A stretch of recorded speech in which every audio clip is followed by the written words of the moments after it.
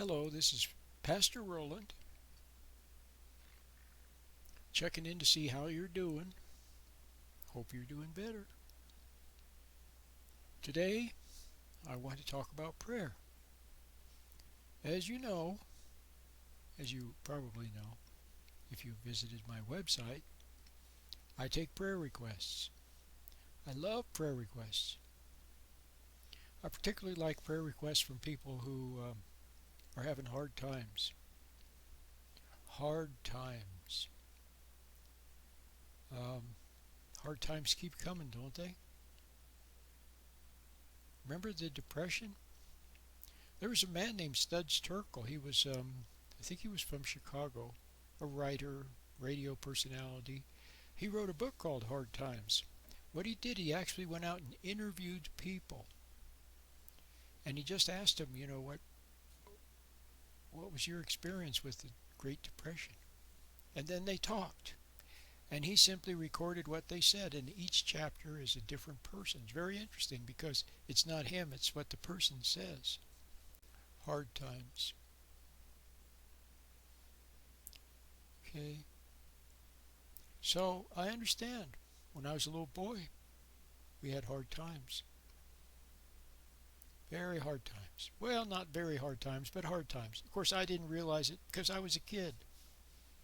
If there wasn't enough money, it didn't really bother me, but I heard my parents talking. And I know that we were poor. We didn't have a lot. I know that. Okay. So people write and they say, I lost my job. Um, my car broke down. Things like that. I understand it.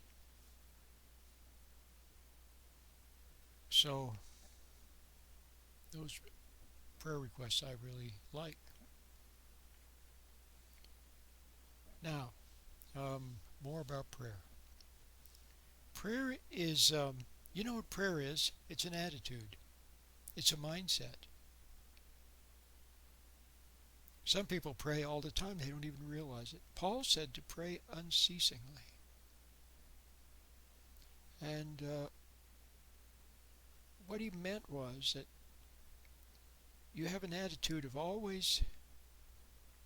you always kind of know God is there, and you want to do the right thing, and you're always searching your heart to see what the right thing is. And sometimes you don't know, so you wait, and you call upon God. You wait upon God. That's called faith, incidentally.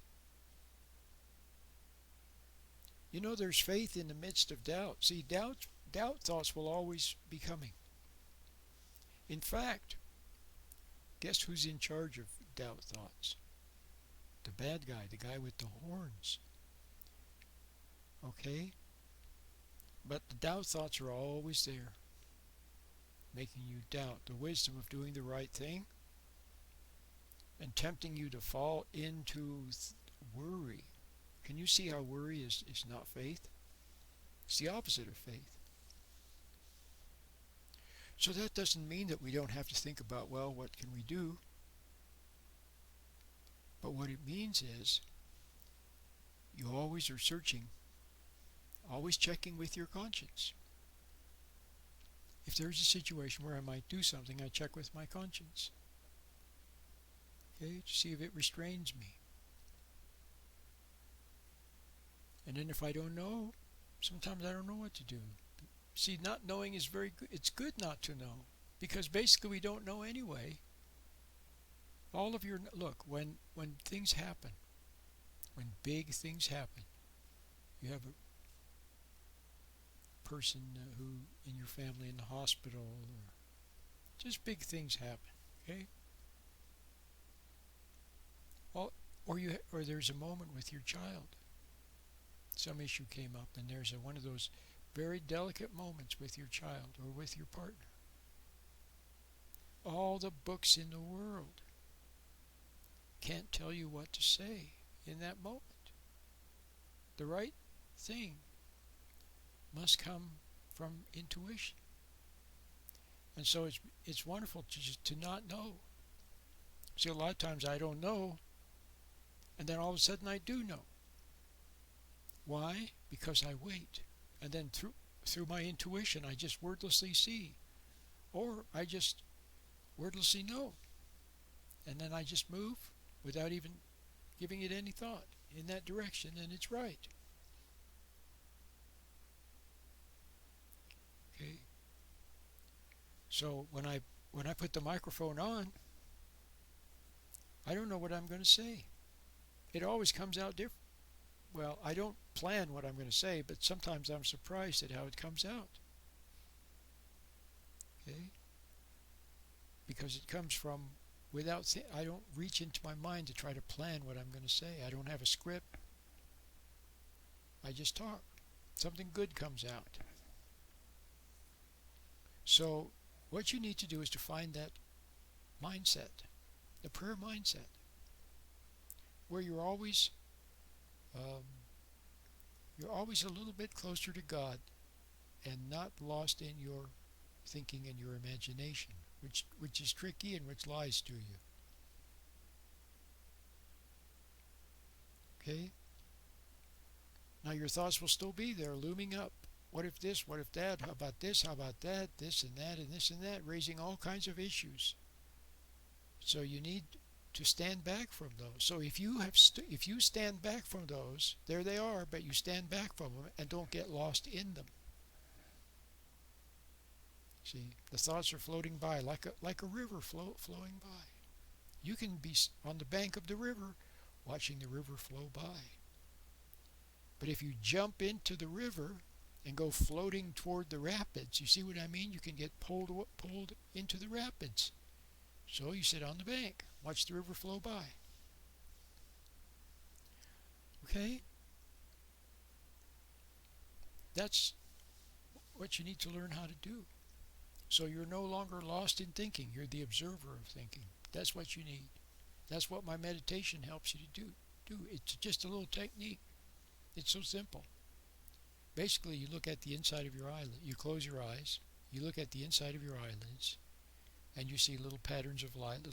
You see pixels of light. Okay, or moving light. You see that and when you're watching those, you're observing those. You're watching them, watching the inside of your eyelids. You're not lost in thought.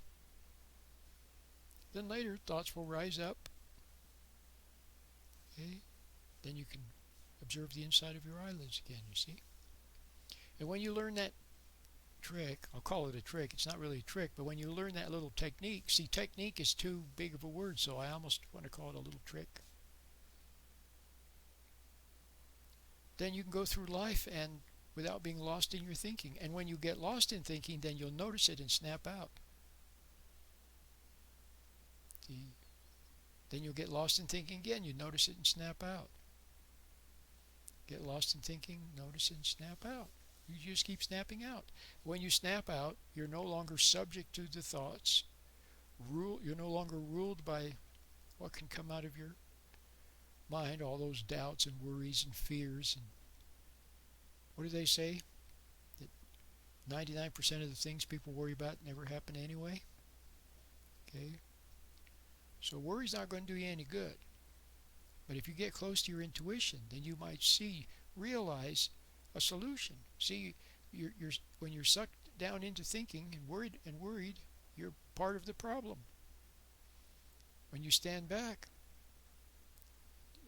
or you're no longer lost in thinking, now a solution might come through your intuition.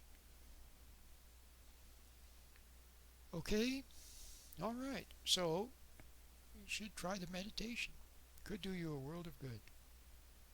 My name is Pastor Roland.